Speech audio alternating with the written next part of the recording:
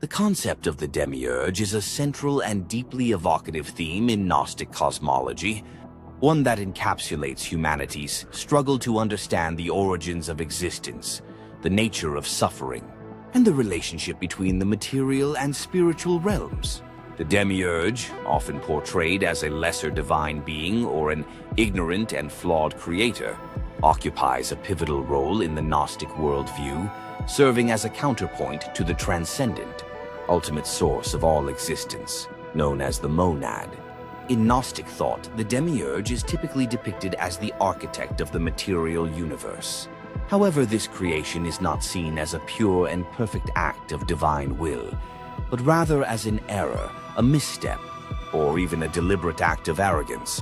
The Demiurge is often described as a being born of ignorance, ambition, or misunderstanding, far removed from the ineffable wisdom and purity of the monad.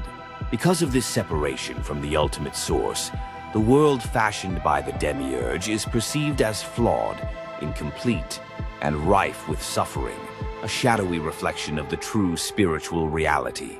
The Demiurge is frequently associated with various names and symbols across different Gnostic traditions.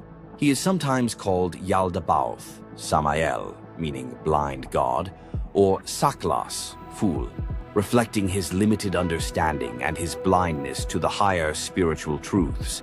In many narratives, the Demiurge is portrayed as a proud and tyrannical being, mistakenly believing himself to be the supreme god.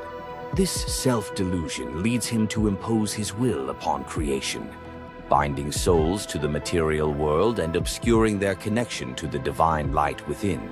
The creation of the Demiurge is often linked to the myth of Sophia, the personification of divine wisdom.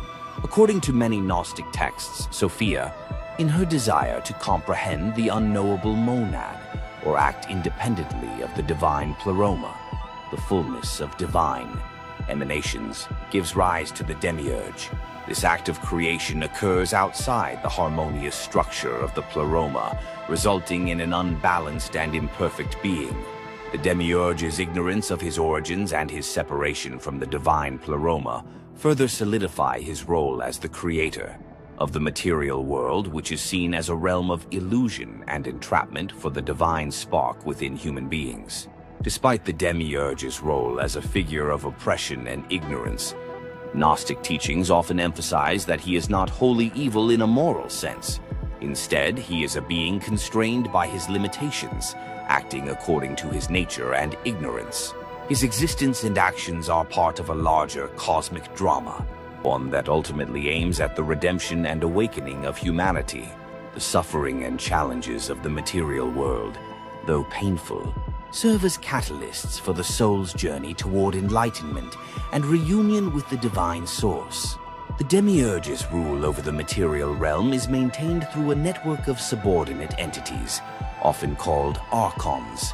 These archons serve as enforcers of the Demiurge's order, further binding human souls to the illusions of the physical world.